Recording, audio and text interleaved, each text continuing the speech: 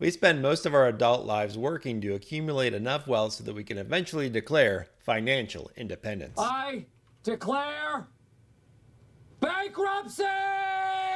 No, not like that, Michael. And hopefully, at some point, we're going to get to all declare financial independence. But at that point, what do you do? Well, today, I'm talking with Jason and Eric from the channel Two Sides of Fi. They are lifelong friends that have both achieved financial independence and decided to make early retirement the goal while sharing this journey on YouTube. And if you like this content, be sure to check out their channel and blog, which are linked down below. Now, Jason is retired. He's a biotechnology executive that is fully retired, while Eric is a practicing residential architect that is still headed towards retirement. However, with over 1 million subscribers on his personal YouTube channel, will he be able to finally make the move? Let's find out more as we talk to Two Sides of Fi about their FIRE journey. And if that is what you're looking for, please stick around. Whoop.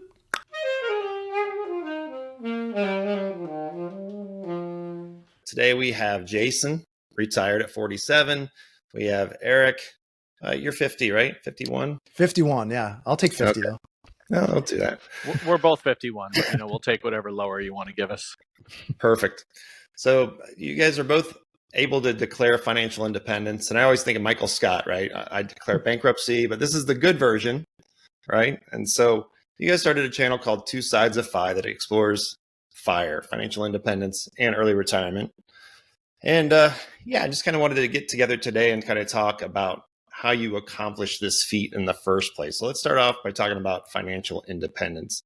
And it should be said, Eric, you're not retired yet, but I love the way you call it recreationally employed. That's right. That's a good way to say it. But two lifelong friends working through this together, and I love that aspect too. So that comes across in your dialogue on your channel as well. So I like that. So let's start by telling me about your journey here to financial independence. How did you amass your wealth so that you could declare financial independence?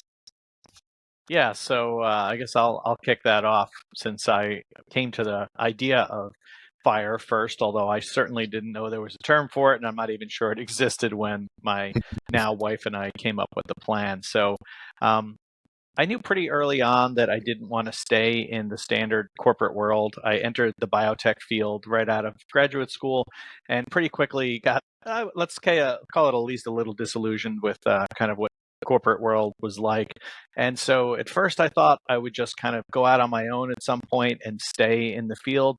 But after the second job, my wife and I both came to this idea that, wouldn't it be nice to just, save and invest and get to the point where we didn't have to do this kind of grind anymore. And, what could we do to accelerate that? And so I would say we started off with a pretty standard path of saving and investing early, the meager, 401k contributions we could make at the beginning, and then increasing that over time. And I ended up following what my Two Sides of Fi show partner, Eric here, terms a career leveling up strategy. And by that, I mean, I really sought out opportunities to increase my base pay, the things I could learn and make myself more marketable and level up, like many people choose to do. And it's certainly more the standard now than it was, say, 25 plus years ago when I started. Right. But I definitely was willing to take risks and move around the country and kind of change job titles, going from the research side to eventually the commercial side of the business, even though I was trained as a scientist, and that's where I started my career. And all the while trying to do my very best to continue to save and invest and increase those rates as my salary increased and as I came into jobs that had any kind of bonus income, always investing that, whether lump sum or DCAing, into my portfolio, and just trying to be really deliberate about that, not allowing that lifestyle creep to come in. And so that's kind of the path as a whole that I took. I mean, there's certainly nuances along the way we can talk about if you want, but well before I knew there was a FIRE community, I was, certainly setting out to try to get to a point where I didn't have to work for others anymore. So really a slow and steady approach, which the American dream, right? Growing that amount. Yeah, And, I mean, at the beginning, I had this, what I thought was a very audacious goal of retire by 55. And then I was like, as it got towards the end, I was like, I think I could do it by 52. And then quite honestly, the combination of that very long bull run that we had, in the end, 12 years, Yeah. plus some, equity vesting that I was able to take on towards the end of my career, really helped me pull it into 47 when I achieved financial independence, and I retired a year later at 48. Okay. Awesome. And has anybody ever told you look like a young George Lucas? You're the cool first hair. to do that. I guess maybe it's an improvement. I used to get John Belushi all the time when I was younger, but George Lucas has both lived longer and really he's earned a lot more in the billions, really, which is we can argue whether anyone should ever accumulate that much money, but he did some pretty cool stuff. And Eric and I are both serious Star Wars nerds, so All right, I will great. take it as a compliment. And Eric, how about you? How did you reach financial independence? Yeah. So I started off, I was trained as an architect, and I had a pretty traditional architecture career working for other people. Got my dream job designing homes where I live in Maine now, and ended up going out on my own in 2013, starting my own business. That was always an aspiration that I had. And so I was just kind of ticking along, kind of getting through the messy middle. I had to have 2 boys, a wife, and, retiring early was never really an expressed goal of mine. And, one day in late 2019, so 5 years ago, Jason and I grew up together. And we were just having a regular catch up phone call. And he happened to mention that he was going to be retiring early in 2020. And I was like, I was kind of floored by that as an idea, but I was also really curious about it. And the two of us, we were both 46 at the time. And at that point, retirement just felt like that's a faraway place. And I had always been saving for retirement, but just kind of casually. I don't even think we were maxing out our solo 401k or our 403bs. We were just kind of like, get the match and call it good and then just live life a little bit. And so once he introduced the FIRE concept to me, I just went down the rabbit hole. And, I'm sure you've done this too, Dave, being financially independent, just seeing like, well, what does this look like? Read all the blogs, podcasts. And actually, this is when Jason and I just started recording our conversations for our podcast, Two Sides of FI, because I had a bunch of questions and he had a bunch of answers. And we thought, probably makes sense to just kind of share what I'm learning. So along the way, we just started recording this every week. And so kind of the first step was to just run some rough numbers and projections. And it seemed like, we weren't actually that far off from achieving FI based on like my initial number. And I think Jason has this experience too. I calculated an initial number that was quite a bit lower than where we ended up with. So initial number was like, okay, we need 2.5 million as our FI number. And I think at the time we had a little bit less than $1 million in liquid net worth. And I thought, well, that's not that far off. It's not this kind of 20 years off in the future. It's maybe we could probably pull that in quite a bit. And, just knowing that Jason was about to do it, I'm like, I might as well give this a shot. And so we did end up adjusting that number up pretty significantly. So we still say we're in the chubby FIRE range, which is like 2.5 to 5 million. But basically we just looked at our life expenses and we said, what kind of life do we want to have after reaching financial independence? And that's the thing that kind of pushed that number up. But then the next thing that we did was pick just a fixed date. So I said, by June of 2024, I want to have reached this FI number. And what we did there was just take the delta between what we had saved at the time and our FI number and divided it by 48 and said, okay, that's the monthly savings target. And so in hindsight, I don't really recommend that as an approach because we all probably remember the market slide in 2022, which didn't last all that long, but it felt really terrible knowing that every, investment that I made, monthly investment that I made, I could see the portfolio getting lower and lower. And so the delta was getting bigger and bigger, and the pressure to save, an unreasonable amount each month was just increased. So I would say there was a lot of unnecessary pressure doing that. But eventually I just kind of accepted the fact that, I had to kind of lean into the fundamentals. So I was going to keep investing. We were going to just be mindful of our expenses, and then we were going to continue to grow our income. And, I would say that the real key to reaching financial independence was growing the business income. And that's really what made that kind of short timeline possible. So my wife is a research scientist. She was running her own lab, and I run an architecture and content creation business with a lot of passive income. So we were able to kind of live on her salary. And then we just took all the business profits and we invested that toward our FI goals. And we actually did hit our current FI number in June of 2024. So it actually all worked out. And, I can easily say that having the business is the thing that just allowed us to meet those really aggressive savings goals and the timelines. Live below your means, pay yourself first, all that good stuff, and then be the benefit of having our generation have this long bull run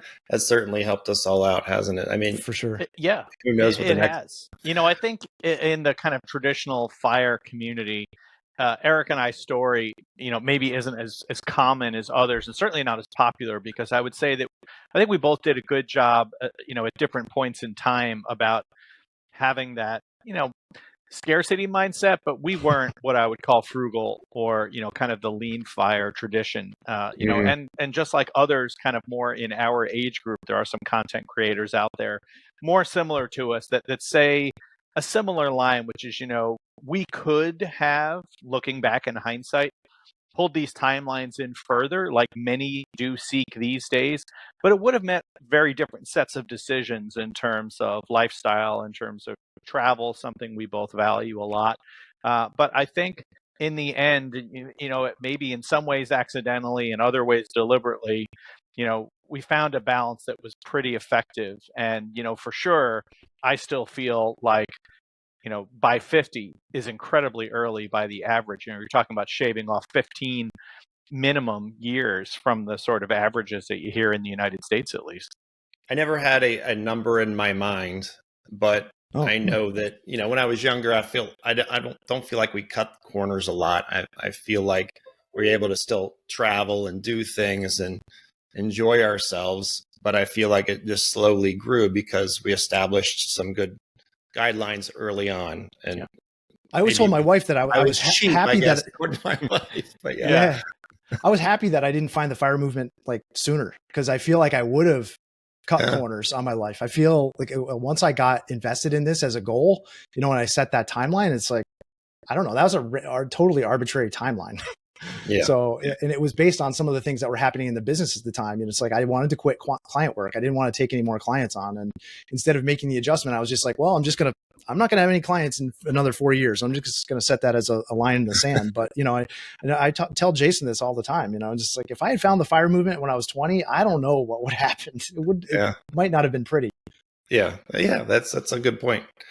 Now, my channel is focused a lot of times on just reviewing ETFs and talking about different products that are attractive to retirees.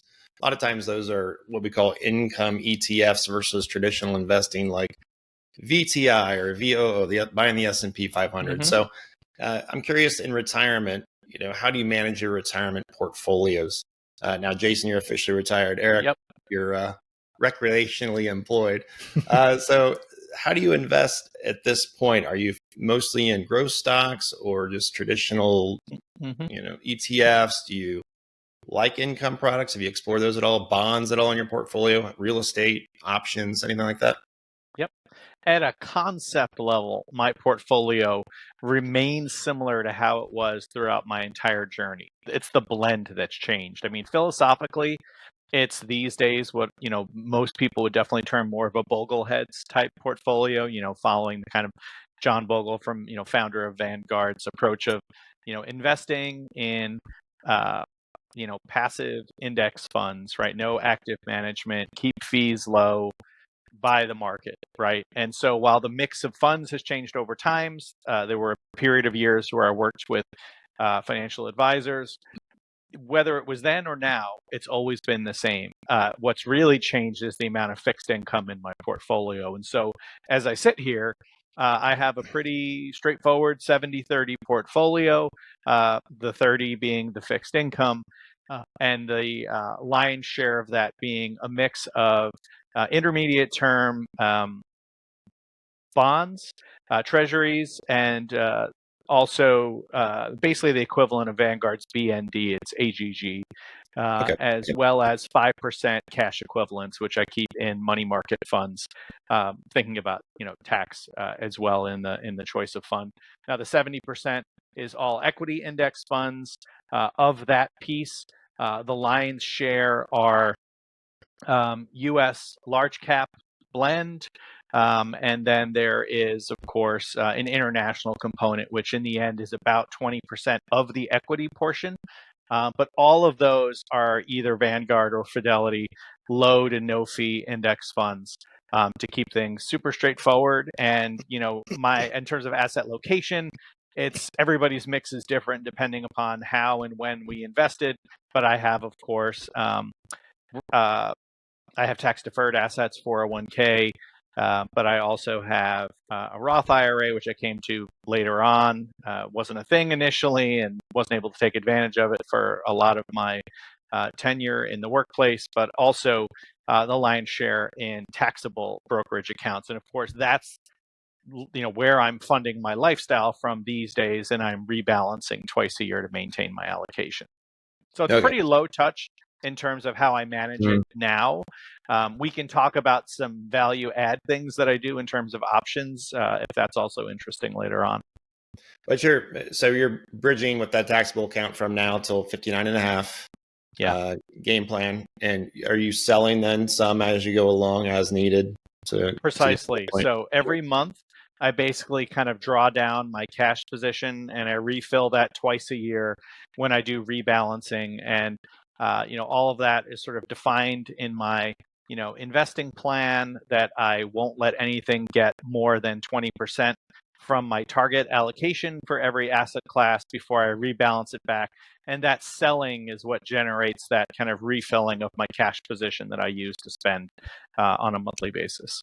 Okay. No, that makes a lot of sense. I have a lot of people that watch my channel that get really into these income products, and I don't think it's always needed. And I think it's important that they hear from that other perspective of, hey, low cost ETFs could really work for you, especially like we've seen over the last few years. But there's a lot of fear that, wow, we're going to have this big downturn. What do I do? So they want to be able to peel off some of that income with some of those products, but it can cost them return over the long term. So for sure, and you are certainly better equipped to talk about the technical merit of the way that income is thrown off, versus generating yourself. I mean, I look at it pretty simply. A number of my funds throw dividends, and of course, I use those to reduce the amount of selling I need to do. But I am not a dividend investor, nor is Eric, and he can address that himself. But so I do not choose funds based on the amount of dividends they throw off. Personally, I like to choose the way I get taxed, not necessarily have that decision made for me by when dividends are issued. And so while I get the idea of having dividends as part of one's philosophy, I think a lot of people miss the forest for the trees in that one, in terms of, there is no free lunch, of course, in terms of that. Yeah. And that tax point is very important. You get to choose when you pay those taxes and making sure they become qualified first. A lot of times this is not the best form of income for people. So finding the right products. Now, Eric, I know you're not retired yet, but you're probably setting yourself up now that you're financially independent and you're eyeballing that down the road. So as far as your portfolio goes, how are you setting that up? Yeah. So in terms of, I'm going to sound like a broken record here because Jason and I invest very similarly, but in terms of asset location, we have about a 60-40 split between pre-tax and post-tax accounts. So 60% is in 403B and a solo 401k. And then the other 40 is just in a taxable brokerage, and that's our bridge account. Same way Jason is doing that. So, we're going to make some decisions probably in that time frame when the business income kind of tails off. I mean, I think that's what my situation is a little different than Jay's, because this passive income from the business means that I can't use the taxable brokerage in the same way. I'm using the income that the business is throwing off to fund our lifestyle until that goes away. But just having that taxable brokerage account just allows us to manage our magi, hopefully at some point in the future to qualify for ACA premium tax credits, healthcare. Second dimension is our asset allocation. Mine's a little different than Jay's. So mine's 80% equities, 15% bonds and 5% cash. And the equities is split between, VTI and VXUS, just trying to match a global, cap weighting of the market. And the 15% is between BND and VGIT. And so, just a total bond fund and some treasuries. And then the 5% we end up keeping, it's a mix of business cash and personal cash, but mostly business cash. And we just keep that in a money market fund in Vanguard. So that's actually been not too bad lately since interest rates being what they are. But the plan as we enter retirement, so I'm technically retiring in January. My wife is retiring in January. And we're just going to operate the business on a reduced level, which, I've spent the last 18 months basically trying to systematize and automate my business so that we can just kind of run it on a part-time basis, something like 10 hours a week. And any revenue that the business throws off, just going to support living expenses, fund our healthcare. We're setting up, that's one of the advantages of having a business as you enter retirement or a side hustle that's throwing off income. We're setting up an ICHRA, which is basically, individual coverage health reimbursement arrangement. And I'm going to pay my wife with health insurance, and I'm going to be able to cover all of the health expenses and things like that. We're just going to use, business income to fund those things. So that's, there's a definite advantage to having that. And I think the cash flow from the business just kind of allows us to be a little bit more aggressive with our asset allocation. It's not a 60-40 portfolio like you might hear a traditional retiree might have. Jason's 70-30. And so, the 80-15 feels a little more aggressive, but I can do that because I know what the business is throwing off from a cash flow perspective. But I should also say that, we're not relying on the business income to make our FI plan work. So we reached our FI number and we figured out all the expense and budget details saying that the business was going to throw off zero income. So anything that the business continues to earn in the future is just kind of, it just allows us to let the portfolio compound longer. And so I don't know how far in the future it's going to continue to earn, but I'm projecting like 5 years. So we're just that's why we're recreationally employed, because it just makes the most sense right now. So it's not a big company, but it is what you do. You couldn't go out and sell this company then, could you? Or does it have some?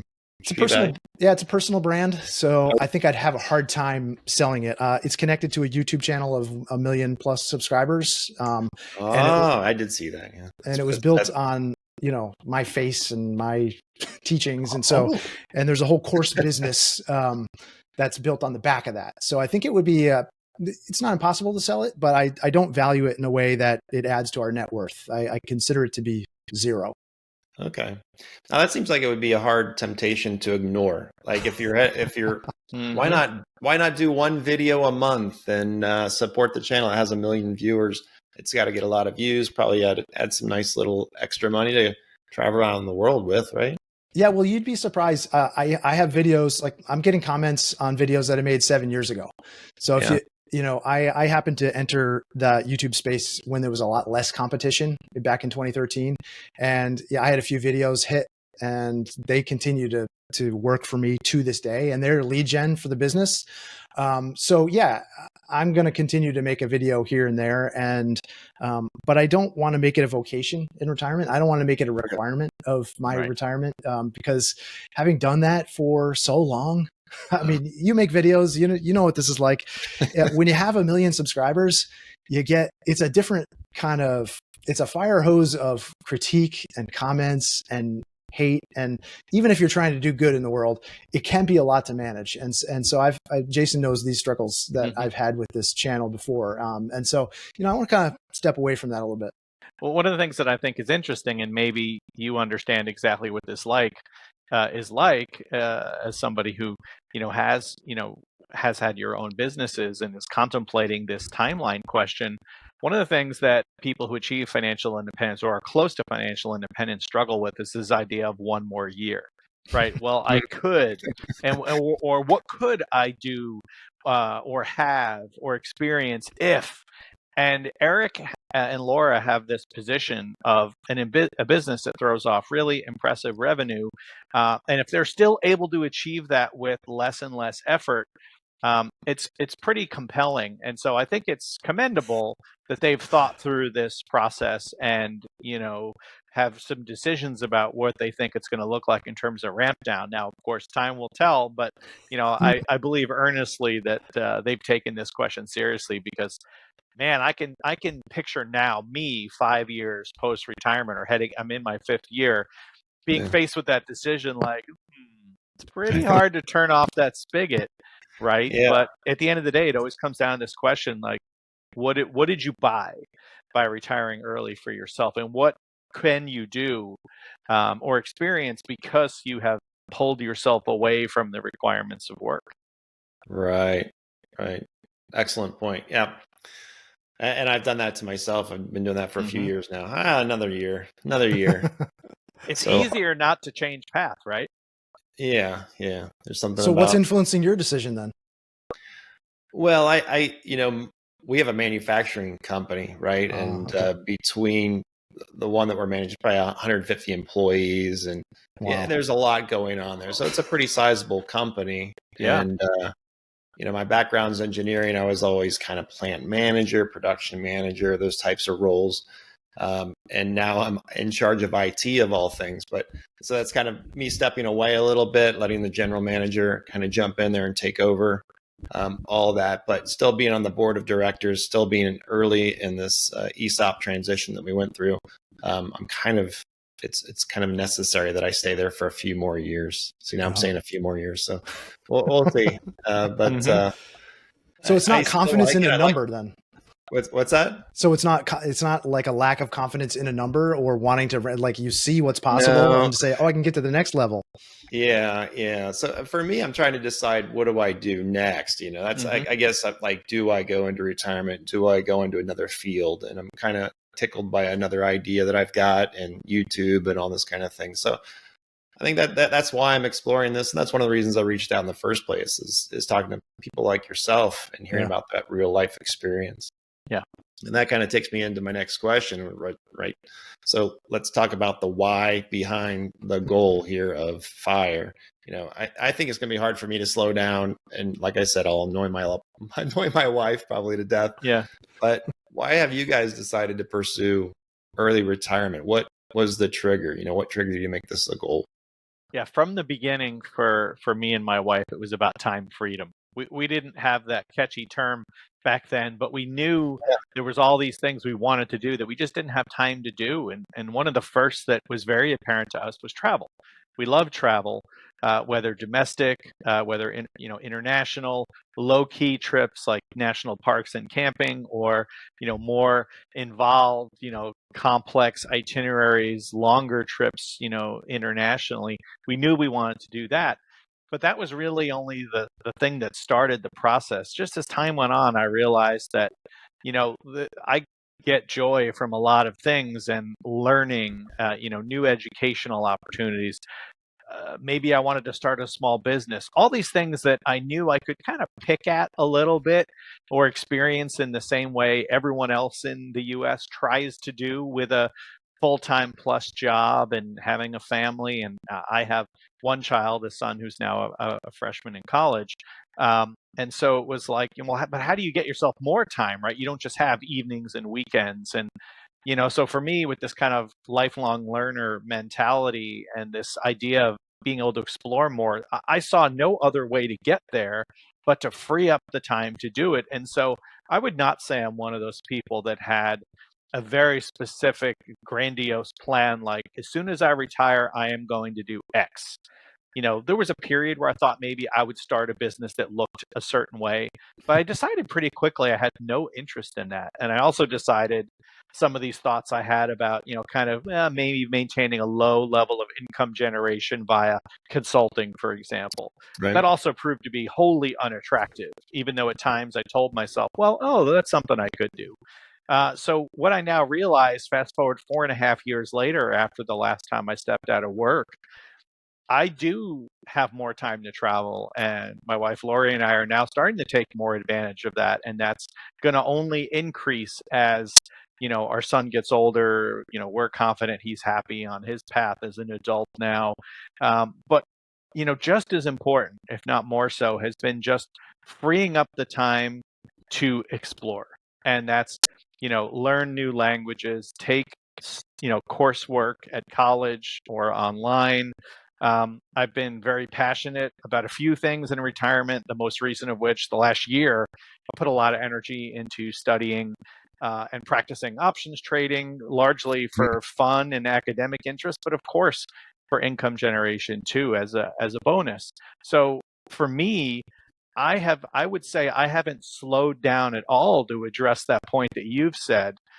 Echoing many other retirees, I would say now I feel busier than I've ever felt. It's just me and my wife who are determining how my time is spent instead of meeting somebody else's calendar. And honestly, for me, it is that simple. I love knowing that outside of life's, must do's, chores and things that you just have to do, the rest of my time is wholly unallocated. And I have had no issue filling that. The boredom has not entered my mind once. If anything, I've had to remind myself, well, you don't have to fill every minute. It's totally cool to just take days as they come and explore things and not be afraid to put them down again if they didn't work out. And Eric, in our conversation of the two sides of FI, have been a huge part of just kind of keeping that in check. So yeah, that's it. It's a lot of words to describe kind of why time freedom is so important to me. But at the end of the day, it really is just that. Okay. No, Eric, do you agree? Disagree?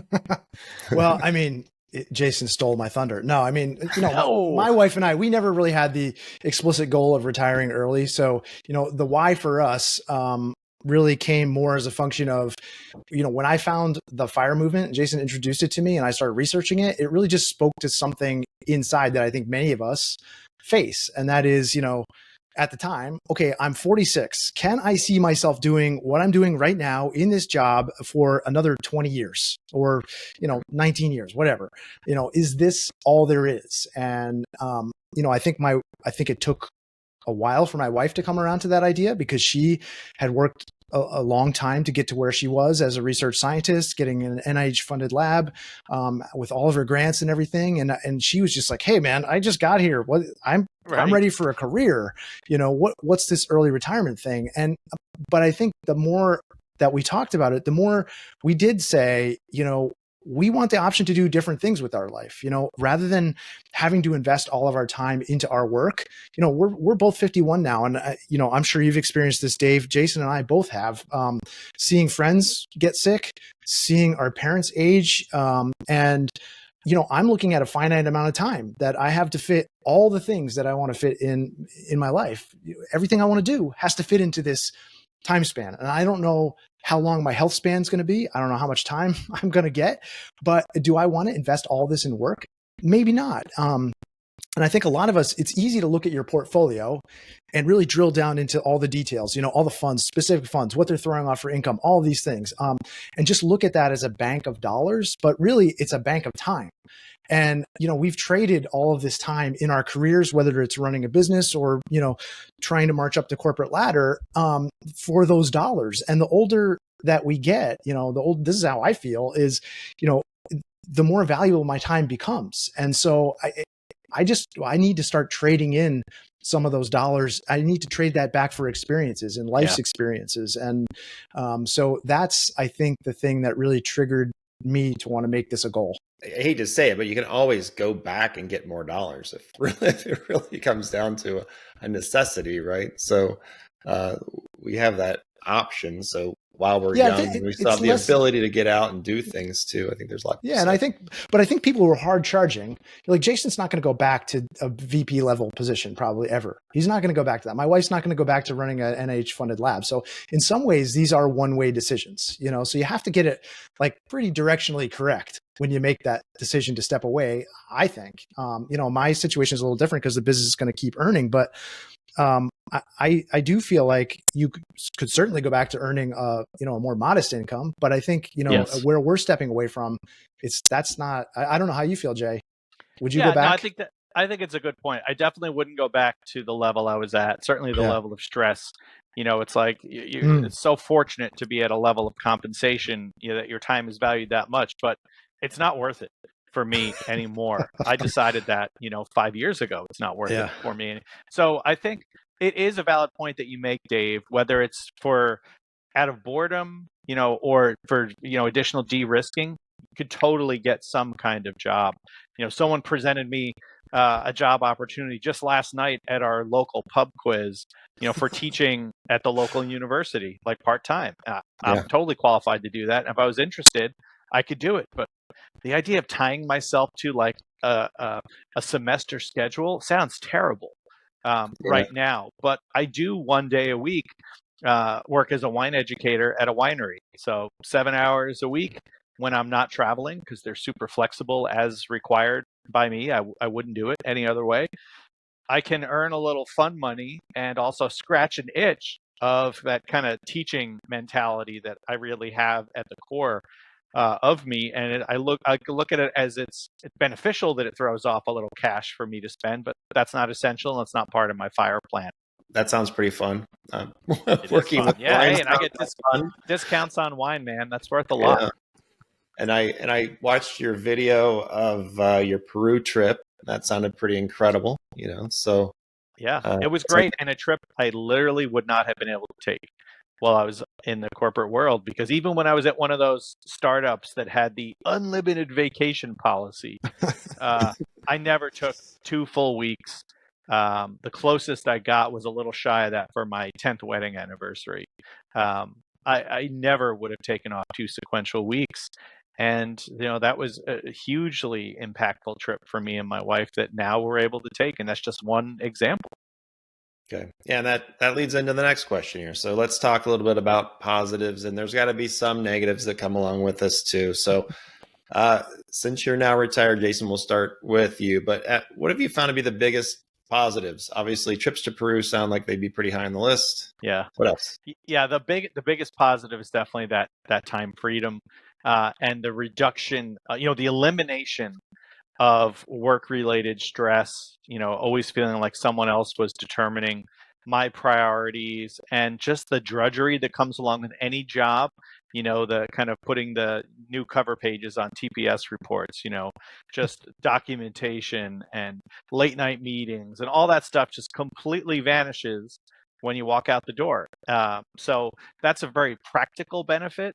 To pair along with the very, kind of more aspirational, bigger picture time freedom. Those are the biggest things. And the former, just to give one example, I talked with Eric on our show at one point about all the different things that I was able to do with my son in his last, few years of schooling that I never would have been able to be around for, working more than half an hour away from where his school was, not being able to generally attend some of those weekday things that I was able to later on, and was able to do other things with him. That's time that I wouldn't have been able to spend in the same way. So that's huge. On the negative side, I think the biggest thing, so there's the obvious thing, like, you now could be worried about money because that big financial inflow is gone. And, it does, for many of us, me included, have some implications that you can get past, but are still a very real thing for many.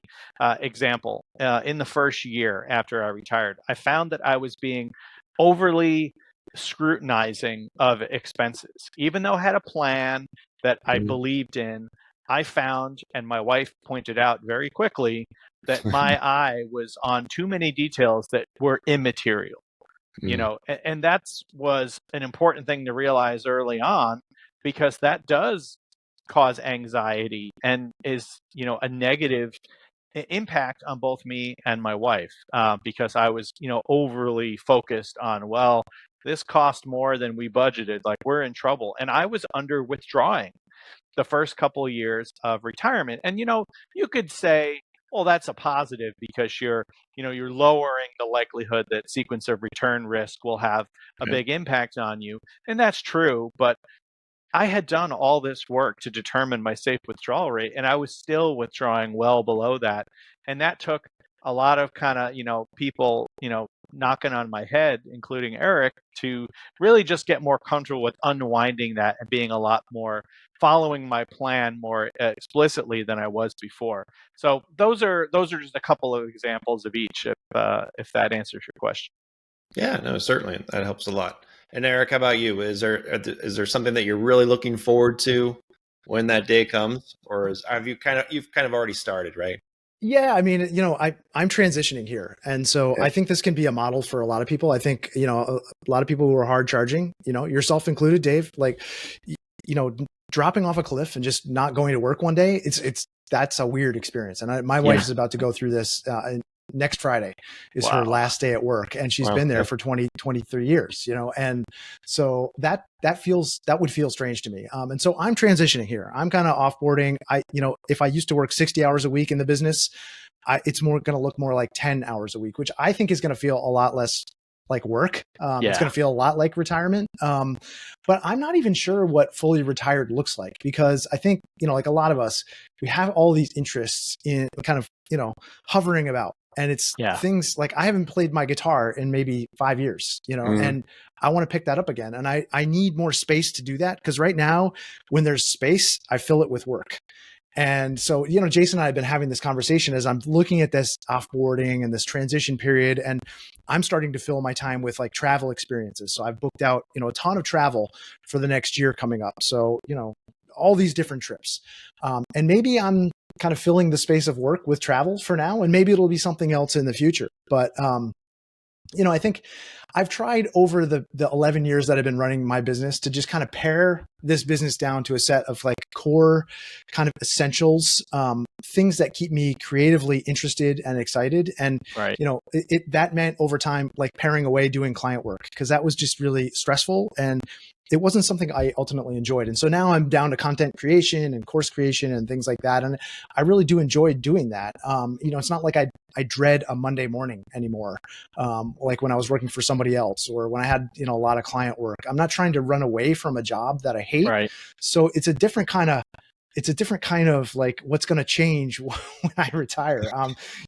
I really, what I do to run this business, like the game of entrepreneurship, for me, it's a lot of fun. And I really enjoy it, but I'm not sure necessarily how that changes when I don't need to make money with it, because that's kind of the game for me. It's like, how do I gamify this? And I'm also someone who just thrives on projects. And I have a ton of projects that lined up, and they have nothing to do with building or renovating my house, since that was my field. And I want nothing to do with that space right now. Like like a lot of people go into retirement and they remodel their whole house. Like, not interested. But I'm going to treat retirement, I think, in the same way that I treated this business, in that it's just this series of creative projects that I kind of move between based on where my interests are carrying me. And I've seen Jason do that over the 5 years that he's been retired with success.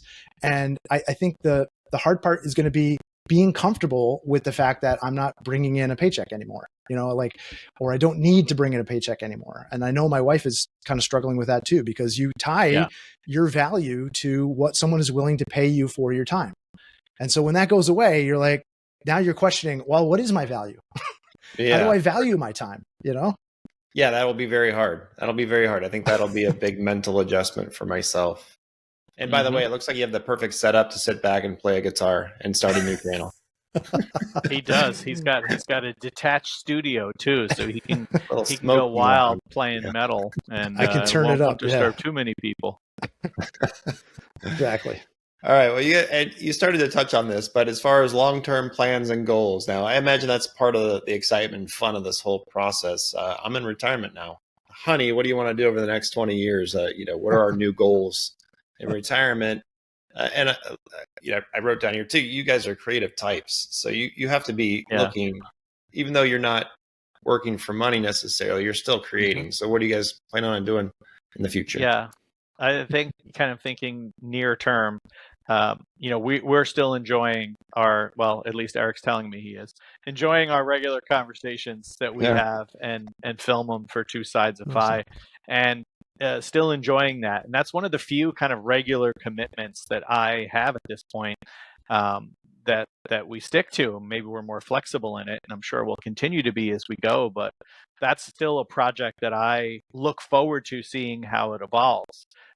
Travel, ramping up travel, and importantly for me, trying much longer stays that feel more like a short residency in an area or a country, 30 days or longer. Once we can, we still have a number of older pets at this point. It's our son's first year of school, so we don't want to spend too much time too far away. But that's an aspiration of ours, is to try longer stays away to really explore a region or a country. And that's something we both, my wife and I, are really looking forward to. Thinking farther than that, I try really hard to approach it much like the job interview question of, where do you see yourself 5 years from now? My answer remains the same. I have no earthly idea. And just like I had to get more and more comfortable with answering that question that way, and I really did, as I, was longer tenured and more comfortable with being totally honest in job interviews, right? That's something that we all experience. I had to become more comfortable with not really knowing what comes next and being super okay with that. Eric rightfully pointed out to me numerous times in my first couple of years of retirement that I really felt a compulsion, honestly, to figure out what a next big project was, right? Not just all these little things that I enjoy doing, but maybe I want to start a business. I don't feel that anymore. I more feel like if there's a big thing to do next, it will arise organically, and it'll be something that I take on because it makes sense to Lori and I to do, and maybe it's even a business that we do together, but I no longer am actively seeking that. And so I think I earnestly am looking to the future, kind of open-minded about what's going to come, with just some guiding principles included, like spend the time I can with my family that I have, enjoy exploration through travel, and just keep learning, because it's always going to continue to pay off. Well said. I like that. All right. Thanks. And how about you, Eric? Yeah. So the goal for me, and Jason knows this pretty well, because I've always had a very strict schedule that I design my life around. And I know this kind of repulses some people, but I want to design a schedule that makes space for the things that I consider most important. And for me, that's three things. So it's freedom, purpose, and relationships. And if I have the freedom to choose what I get to do each day, a purpose kind of driving me forward, and friends and family to share all of that with, then I think I'm doing it right. And so, I think I'm someone who's been very goal oriented in my career, but I don't feel like I need express goals in retirement to strive for. For me, it's just taking that structure, and leaving room to pursue those three things that are most important to me. So I think, getting things directionally correct, obviously moving forward is good enough. But I didn't know I would have a YouTube channel with over 1 million subs 20 years ago. Like, I couldn't have predicted that. I kind of just discovered it along the way by just making space for my curiosity about filmmaking and, film storytelling to take over. I've written books. I couldn't have predicted that. Maybe I want to go back to that. I have a line of sketchbooks that I manufacture. This business has, for me, kind of set up this structure and this kind of framework for creative pursuits. And I think it's going to persist. And, having a dedicated space to do that makes it much easier for me. This is kind of my workshop that I can do with whatever I want. But I also know that I need a core set of things as part of my day. Like, I know I need exercise. I know I need learning. And I know I need a list of creative projects that I want to dig into. I know I have a bunch of hobbies that I want to explore. And I have this whole kind of list set up in Notion called Possible Futures, that anytime I come across an idea that, I want to possibly pursue, I just put it in this list of possible futures. And it's gotten longer than I'll ever be able to tick off in my life. But I like having that as just like, if I have some creative time in the morning, I'll go into the creative aspect of that possible future, and I'll just pick away at one of those or whatever's catching my interest that day. And, I think, it's more about a journey than a destination. Fi felt like this destination that I was hard charging for. And, now I've realized that when I get to these destinations, I just tend to create new numbers and a different destination. Yeah. So now I'm kind of looking to step off that treadmill a little bit and not have to tie all these things that I'm doing creatively to earning an income with the business. So one of the things I really appreciate about your channel, Two Sides of FI, is the lifestyle portion of it. So there are a lot of channels out there that talk about financial independence and early retirement, but I do like your lifestyle portion of this. So just thinking about your channel real quick, it's an underserved area. Do you think this is going to be your focus going forward now that you're almost in retirement? People who have been with us a while have seen us kind of ramp down the technical mathematical content over time. And it's because for us, it's honestly not terribly interesting anymore because we've got plans that we're pretty comfortable with and it's about execution now. And so it's a real reflection of reality that we're talking about these topics because they're earnestly what we're thinking about and what we're sharing with each other anyway. And we've always tried to, have that as the driving motivation, if I can state it that way, for the channel. Eric might phrase it in his own words, of course, is that these are conversations we would be having anyway. We just happen to have the camera on and we're sharing it with other people. And so the fact that we're talking about these, kind of, people call them soft topics or lifestyle or, things about that are, it's honestly what we are thinking about. And so I have to anticipate, for as long as the channel continues on, those will continue to be a major focus of ours. And of course, there's still room for financial topics, just picking off this giant pile of possibilities, right? Roth conversion strategy certainly is something that is a technical topic that is very relevant to many people, including us. And so maybe that might come up in the future, but you are, I suspect, much more likely to hear us talking about other aspects like that kind of transition into retirement as Eric and Laura do that. And what does that feel like and what met their expectations versus what's a complete surprise? And, it's why people watch us. It's not as sexy from a clicks standpoint as, these financial topics, but it's what we're happy discussing. I mean, did I hit it, Eric, or how would you frame it? Yeah, you did. I think the channel evolves as we do. I think that's kind of what you're saying, Jay. And, case in point, like everyone asked if we were going to change the name of the channel, Two Sides of FI, once I reached my FI number earlier this year. And, I think our answer has always been that Two Sides of FI is about Jason's perspective on financial independence and retiring early and my perspective on it. So those are the two sides. And, I think taking our lived experience at the current time and turning that into our content, is the reason you can experience this story arc over the past 4 years. You can see me get emotional when the market keeps sliding in 2022. You can watch that happen in real time. And it's like, it's kind of embarrassing, to be honest, and you can watch Jason kind of struggle with some of the dissatisfaction after retiring. And you're saying to yourself, pre-FI, how can this guy who's got this great life and he reached the goal I'm trying to reach, how can he be dissatisfied? And you get to hear him talk through it. And I think what's great is there's just not a lot of people sharing that in real time, because once you get to early retirement, you're often doing other things. You're not maybe making content like we are. And right. I think just sharing it authentically, and whatever comes into our mind at the time, and just watching it happen, unfold over a period of years is kind of interesting. And I hope that we continue that. And one of the things for Jason and I is it's deepened our friendship, I feel like. And,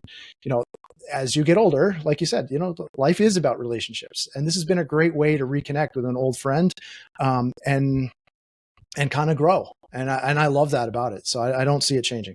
Yeah. See, he's the more articulate one. He always does such a great job of rolling it up. It's another reason it's two sides. And our viewers have different views on what each of us brings to our side, but earnestly, I feel like it's a huge benefit that you guys are both very well spoken, and I appreciate all of this information and taking the time out to talk to me. And thank you. Maybe when I get to retirement, we can get together and have 3 sides of black T-shirts. How's that? Because I love it. it's like a YouTube prerequisit to Yeah. have the black T-shirt on and come together and talk, right? I have Exactly. a lot yeah. of black T-shirts. That does help me a lot to hear people that are in my same age group, kind of on the same Yeah. timeline. Our kids are about the same age. There's a lot of similarities here. So really appreciate you guys coming on and talking to me about all this. And thanks so much. Yeah. Thank you, Dave. Thanks for having us. Appreciate the chat, and good luck with your 1 more or 2 more or 3 more years. Yeah, Dave, thank you so much. It's a great opportunity to just speak with somebody in a similar situation, and I love talking to people along different parts of the FI journey. So it's our honor to be here.